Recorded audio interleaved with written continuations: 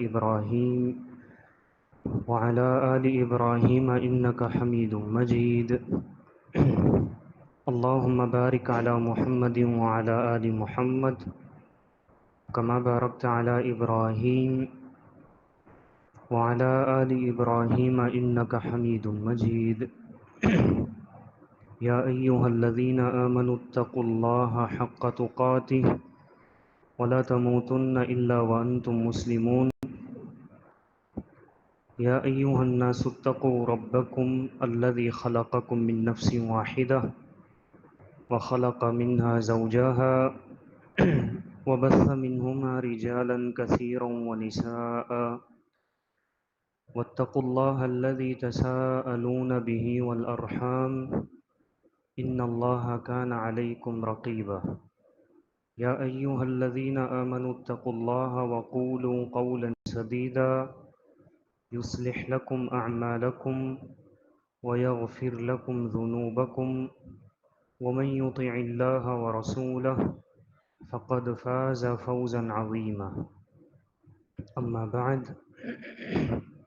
فإن خير الحديث كتاب الله وخير الهدي هدي محمد صلى الله عليه وسلم وشر الأمور محدثاتها وكل محدث. صحابی اللہ کے نبی صلی اللہ علیہ وسلم سے سوال کرتا ہے اسی مجلس میں، فرمایا کہ اللہ کے نبی ذرا یہ بتلائیے کہ ایک شخص اچھے جوتے پہنتا ہے، ایک شخص اچھے کپڑے پہنتا ہے، کیا یہ بھی تکبر ہے؟ مثلا ایک بندہ اچھا کپڑا پہنتا ہے نا تو وہ اچھا فیل کرتا ہے، یہ فطرت میں نے جیسے آپ کو بولا، آپ برانڈڈ چیزیں پہنیں، آپ صاف ستھری چیزیں پہنیں گے تو آپ کو خود جو ہے وہ نفاست فیل ہوتی ہے، تو بندہ اپنے آپ کو بڑا اچھا محسوس کرتا ہے. تب یہ خیال کریں تو اپنے کپڑوں، اپنے جسم، ان کی صفائی کا بڑا خیال رکھنا چاہیے میرے بھائی. اور بیسک وجہ یہی ہے کہ دیکھیں میں اور آپ اللہ کے بندے ہیں، ہمیں بندگی کرنی ہے. اللہ کے نبی صلی اللہ علیہ وسلم کے پاس ایک شخص آیا، جب اللہ کے نبی صلی اللہ علیہ وسلم نے حدیث بیان کی صحابہ کے درمیان، صحیح مسلم میں حدیث ہے، آپ نے فرمایا کہ وہ شخص جنت میں قطعاً نہیں جائے گا جس کے دل میں رائی کے برابر بھی تکبر ہو. تو ایک تک اس کی شادی نہیں ہوتی، ایسا بن ٹھن کر رہتا ہے کہ جیسے تیل کے ٹرک اس کے گھر میں اتر رہے ہیں، ٹھیک ہے نا، اور سارا علاقے کا پانی اس کے ٹینک میں جا رہا ہے، ہر وقت نہا رہا ہے، ہر وقت تیل سرما لگا رہا ہے، اور شادی ہو جاتی ہے تو اس چیز کا کوئی بھی خیال نہیں ہے، نہ عورت کرتی ہے نہ مرد کرتا ہے. یہ غلط ہے. یہ شادی سے پہلے آپ پر کسی کا حق نہیں تھا، اب شادی ہو گئی ہے، ایک مرد پر کسی عورت کا حق ہے، ایک عورت پر کسی مرد کا حق ہے، دونوں ایک دوسرے کے حقوق کا دوسرے کو تکلیف پہنچے گی. اللہ کے نبی صلی اللہ علیہ وسلم نے حکم دیا کہ آج کے بعد جو بھی جمعے میں آئے گا اس کے لیے غسل کرنا فرض ہے. کیوں فرض ہے؟ تاکہ وہ پسینے کی جو اسمیل ہے وہ آپ کے کپڑوں سے اور آپ کے جو ہے وہ جسم سے دور ہو جائے. اس کا بھی خیال کرنا ضروری ہے، ہم اس کا خیال نہیں کرتے، اور اسپیشلی بھائی جو شادی شدہ لوگ ہیں اس کو تو ضرور خیال کرنا چاہیے. ہمارے یہاں بھی بڑی مصیبت ہے کہ شادی ہو جائے اس کے بعد بندہ میلا کچیلا ہوتا ہے. شادی سے پہلے جب میں مسجد میں آ کر بیٹھ گیا، اور اکثر مسلمان اور صحابہ اسی طرح کھیتی باڑی اور مزدوری کرنے والے تھے، بزنس مین بہت کم تھے، تجارت کرنے والے. اب اکثریت جو صحابہ کی ہے وہ مثال کے طور پر تھکے ہارے ہیں، محنت کر کے آئے ہیں، اور ان کے جسم اور ان کے کپڑے جو ہے وہ پسینے سے بھیگے ہوئے ہیں. اب جب وہ بیٹھیں گے تو کیا ہوگا؟ اس سے اسمیل پیدا ہوگی، حبس تو ویسے ہی پیدا ہوتی ہے، اسمیل پیدا ہوگی، اور کیا ہوگا؟ لیکن فرض کا مطلب یہ ہے کہ بندہ کہیں پہ بھی ہے، کس حال میں بھی ہے، اس کو غسل کر کے جمعے میں آنا ہے، جبکہ آج یہ حالت نہیں ہے. ابتدا اسلام میں ایسا کیوں تھا؟ اس کی وجہ یہ تھی کہ مسلمانوں کے پاس وسائل کم تھے، غربت تھی. اب ایک صحابی ہے، اس نے موٹا کپڑا پہنا ہوا ہے، اب وہ مزدوری کر کے جمعے کے لیے آ رہا ہے. اب جس حال میں وہ مزدوری کر کے آیا ہے اسی حال دھو تو سکتا ہوں، کیچڑ اور غلاظت سے بچا تو سکتا ہوں، ایسا تو ہو سکتا ہے. یا مثال کے طور پر زیادہ سے زیادہ یہ ہوتا ہے کہ پسینے آ گئے ہیں تو میں اس کو کیا کر دوں؟ چینج کر دوں. شروع اسلام میں ابتدائی اسلام میں آپ کو معلوم ہونا چاہیے کہ جمعے کا غسل فرض تھا. آج جمعے کا غسل فرض نہیں ہے. اگر کوئی کر کے آتا ہے تو ویل اینڈ گڈ ہے، بہت اچھی بات ہے، مستحب اور پسندیدہ عمل ہے، ضروری نہیں ہے. آپ کا جو بھی کپڑا ہے، چاہے 500 کا جوڑا ہے چاہے 5000 کا ہے، وہ صاف ستھرا ہونا چاہیے، پاک ہونا چاہیے. جیسا کہ اس صحابی کو اللہ کے نبی صلی اللہ علیہ وسلم نے کہا کہ اللہ نے تمہیں کچھ دیا ہے کہ نہیں دیا؟ اگر دیا ہے تو وہ نظر آنا چاہیے. اب میری استطاعت کم ہے اور کسی اور کی استطاعت زیادہ ہے. اب میں ہلکا جوڑا پہنتا ہوں، آپ بھاری جوڑا پہنتے ہیں، لیکن کم از کم میں اس کو صاف ستھرا تو رکھ سکتا ہوں. لیکن اس میں مشقت ہے کہ 5 وقت بندہ مسواک کر لے، لیکن کم از کم دن میں 1 مرتبہ تو میں اور آپ کر سکتے ہیں. برش کریں، مسواک کریں، زیادہ پریورٹی آپ مسواک کو دیں. تو اس طرح آپ اپنے آپ کو پاک صاف رکھیں. آپ لوگوں کو بھی اچھا لگتا ہے، اللہ کو بھی پسند ہے. یہ آپ کی جسم کی صفائی ہے. اس کے بعد آپ کے کپڑے ہیں. ضروری نہیں ہے کہ آپ بہت مہنگے کپڑے پہنیں، بہت برانڈڈ کپڑے پہنیں. کوئی اس سے کوئی جو ہے وہ غرض نہیں ہے، لیکن اس سے لوگ بھی تکلیف سے بچتے ہیں اور اللہ بھی راضی ہوتا ہے. اب ہمارے لیے مشقت ہے 5 وقت مسواک کرنا، ہر وقت مسواک کرنا. اللہ کے نبی صلی اللہ علیہ وسلم کی حدیث بھی ہے صحیح بخاری میں کہ لولا ان اشق علی امتی لامرتهم بالسواک عند کل صلاۃ، کہ اگر مجھے یہ مشقت نہ لگتی کہ 5 ٹائم میں تمہیں حکم دوں مسواک کرنے کا، اگر یہ مشقت نہ ہوتی تو میں تمہیں حکم دے دیتا. اللہ بھی راضی ہوتا ہے اس سے اور لوگ بھی تکلیف سے بچتے ہیں. اللہ کے نبی صلی اللہ علیہ وسلم کی حدیث ہے صحیح مسلم میں کہ السواک مطہرۃ للفم ومرضاۃ للرب، کہ مسواک جو ہے یہ منہ کی پاکیزگی کا ذریعہ ہے، کہ آپ کا منہ پاک ہوگا تو آپ لوگوں سے فیس کر سکیں گے، اور اللہ بھی اس سے راضی ہوتا ہے کیونکہ آپ اللہ کے پاس بھی آتے ہیں. ہمارا اصل تعلق تو بندگی سے ہے نا، اللہ کی عبادت سے. اگر ایک بندہ بندگی سے دور ہے تو پھر وہ میلا رہے، کچیلا رہے. ہر نماز کے ٹائم مسواک کرتے، دن میں 5 نمازیں ہیں، جب بھی گھر میں داخل ہوتے مسواک کرتے، جب بھی گھر سے نکلتے مسواک کرتے. اللہ کے نبی صلی اللہ علیہ وسلم کا یہ عمل، اس میں آپ دیکھیں گے کہ لوگوں کا بھی خیال ہے. باہر سے آپ گھر آئے ہیں تو گھر والوں سے بھی بات چیت ہوگی تو گھر میں داخل ہو کر مسواک کر رہے ہیں. گھر سے جب باہر جائیں گے تو لوگوں سے بات چیت ہوگی، فیس کرنا ہے تو مسواک کر رہے ہیں. یعنی نماز پڑھتا ہے تو وہ اپنے رب سے سرگوشی کرتا ہے. سرگوشی کا مطلب کہ چھپ کر باتیں کرنا. اب آپ مجھے بتائیں کہ آپ مثال کے طور پر آپ کا منہ پاک صاف نہ ہو تو آپ کسی بندے سے بات کرنا ناگوار لگتا ہے آپ کو. تو اللہ کے پاس آ کر آپ کا منہ پاک صاف نہ ہو تو اس سے آپ کو کوئی یعنی گلٹ فیل نہیں ہوتا، آپ کو کوئی شرم نہیں آتی یا حیا نہیں آتی. اللہ کے نبی صلی اللہ علیہ وسلم کے بارے میں اما عائشہ فرماتی ہیں، طنز نہیں کر رہا بھائی، حقیقت ہے یہ، میں اپنے آپ کو بھی نصیحت کر رہا ہوں. اپنا منہ بھی صاف ہونا چاہیے. آپ اس کے ذریعے لوگوں سے فیض کرتے ہیں، بات چیت کرتے ہیں، کلام کرتے ہیں. اور سب سے عظیم ہستی جس سے آپ فیض کرتے ہیں وہ کون ہے؟ اللہ تعالیٰ کی ذات ہے. ابھی آپ تھوڑی دیر میں اس کے سامنے کھڑے ہوں گے اور اس سے سرگوشی کریں گے. آپ یہ کیا ہے سرگوشی؟ اللہ تعالیٰ سے. حدیث کے مطابق کہ بندہ جب نفرت میں ہی نفرت رکھی ہے. تو ان چیزوں سے اوائڈ کرے بندہ، جو ریموو کرنے کی چیزیں ہیں اس کو کاٹے، اپنے جسم سے دور کرے، صاف کرے. اس کے بعد آپ کا منہ ہے. ہم نے اپنے منہ کا کیا حال کیا ہے کہ ہم لوگوں کے سامنے ہنس بھی نہیں سکتے، پاک صاف نہیں ہے. یا تو گٹکے کے ذریعے اس کو لال کر دیا ہے دانتوں کو. اب تو عادی ہو گئے ہیں، سامنے والا ہنس رہا ہے اس کے دانت بھی لال ہے، میں ہنس رہا ہوں میرے دانت بھی لال ہے، کوئی مسئلہ ہی نہیں ہے. کہنے کا مقصد یہ ہے کہ دیکھیں یہ قطعاً طور پر یہ جائز نہیں ہے، یہ گندگی ہے، یہ اچھا نہیں لگتا بندہ.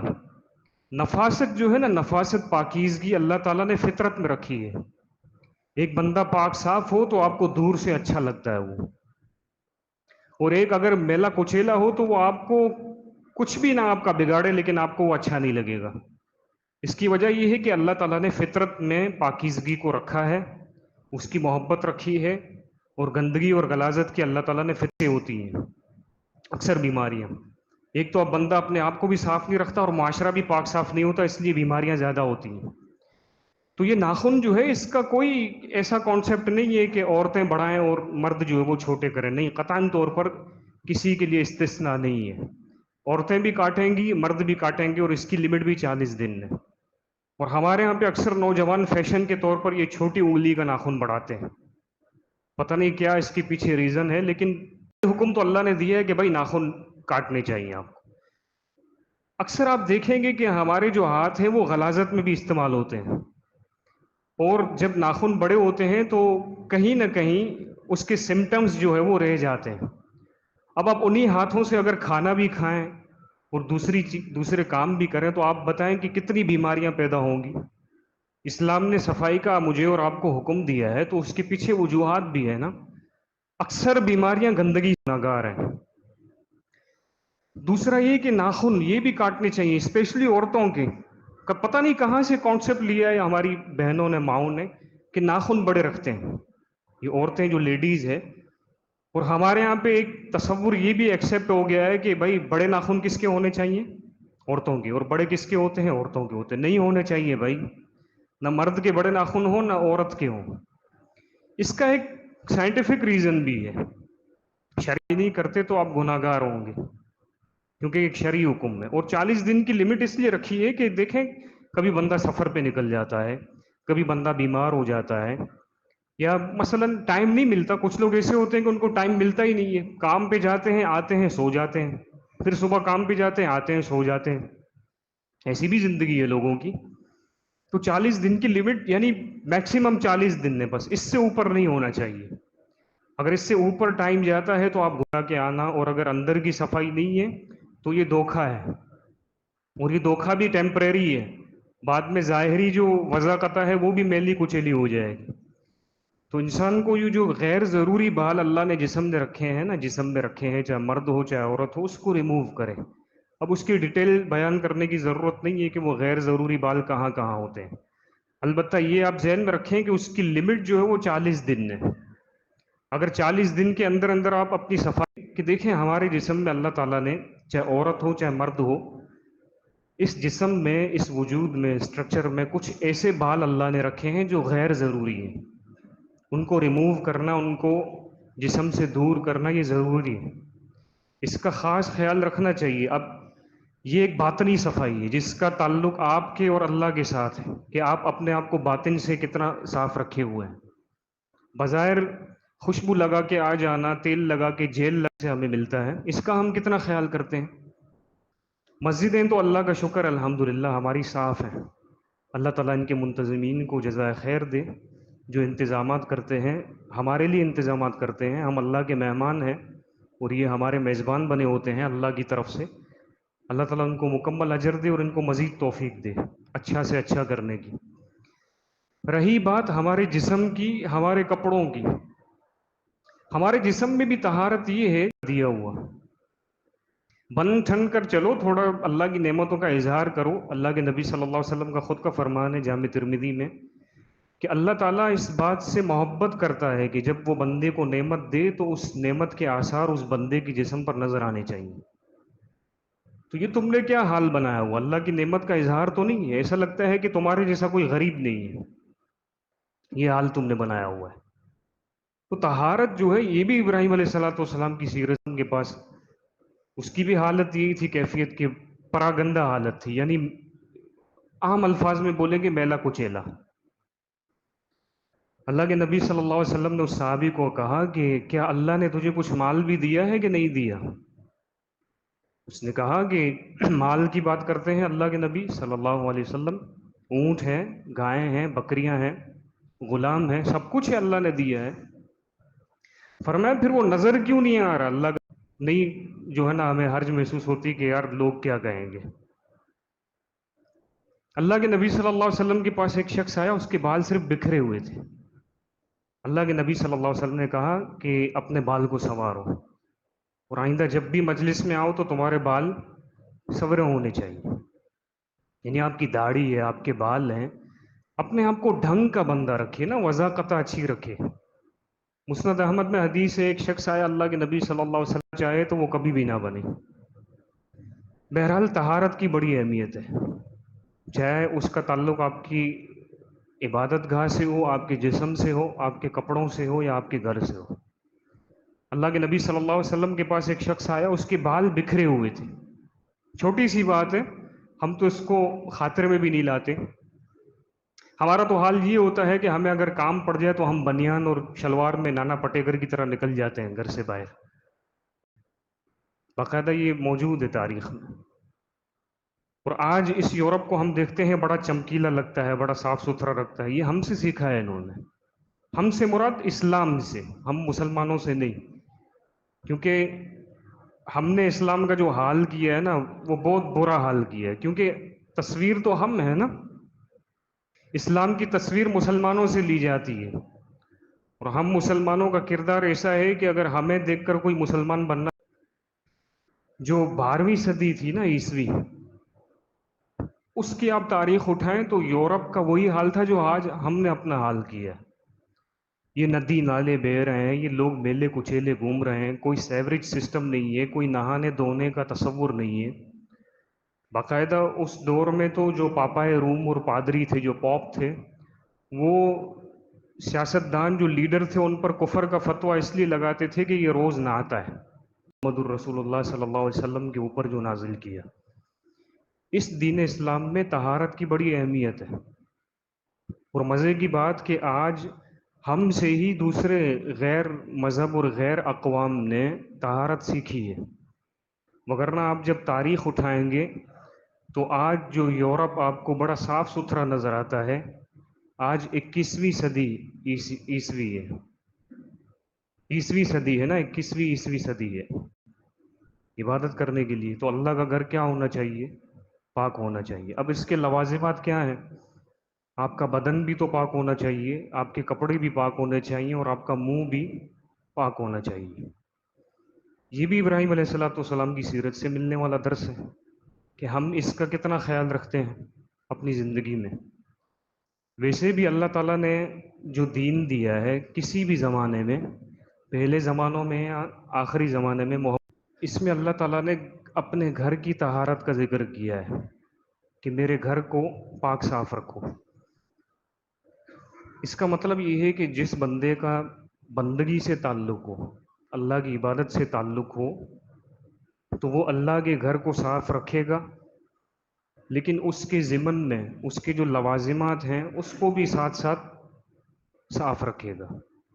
مثلا مثال کے طور پر آپ اللہ کے گھر میں آتے ہیں، کس لیے آتے ہیں؟ جو سورہ بقرہ میں اور سورہ حج میں بھی اس کا ذکر ہے. اللہ تعالیٰ کا فرمان ہے کہ ہم نے ابراہیم اور اسماعیل علیہ السلام، ان سے یہ عہد لیا تھا کہ وہ میرے گھر کو رکوع کرنے والے، سجدہ کرنے والے، اعتکاف کرنے والے اور قیام کرنے والوں کے لیے پاک صاف رکھیں. یہ بھی ابراہیم علیہ السلام کی سیرت میں سے ایک درس ملتا ہے. طہارت جو ہے نا، طہارت، یہ بھی سبق ملتا ہے کہ اللہ کے لیے اپنے آپ کو ہر وقت فرما بردار رکھے. حالات چاہے کیسے بھی ہوں، سردی ہو، گرمی ہو، غریبی ہو، امیری ہو، ہر حال میں اپنے آپ کو اللہ کا فرما بردار رکھے. اسی طرح یعنی مختلف پوائنٹس اور مختلف جو ہے وہ نکات آپ سنتے رہتے ہیں، لیکن ایک ابراہیم علیہ السلام کی سیرت سے نقطہ یہ بھی ہمیں اللہ تعالیٰ نے دیا ہے، اور اس سے ملنے والے دروس بھی جو ہے وہ آپ سیکھتے رہتے ہیں. مثلا ابراہیم علیہ السلام کی سیرت آپ پڑھتے ہیں، سنتے ہیں، بیان ہوتی ہے خطبات میں، دروس میں، کہ ابراہیم علیہ السلام کی سیرت سے ہمیں پتہ چلتا ہے کہ انسان اللہ پر مکمل توکل کرے. اس سیرت سے یہ سبق ملتا ہے کہ بندہ اللہ کے لیے اپنے آپ کو قربان کر دے. جب بھی شروع ہوتے ہیں سال میں، یعنی ذوالحجہ کے ایام، تو چند چیزیں آپ ضرور سماعت فرماتے ہیں. قربانی کے احکامات ہیں اور ذوالحجہ میں کرنے کے کام، اور اس کے ساتھ ساتھ سیرت ابراہیم علیہ السلام. سیرت ابراہیم علیہ السلام یہ بھی آپ بارہا سماعت فرماتے رہتے ہیں. اعوذ بک رب ان یحضرون. قال اللہ تعالی وعهدنا إلى إبراهيم وإسماعيل أن طهرا بيتي للطائفين والعاكفين والركع السجود.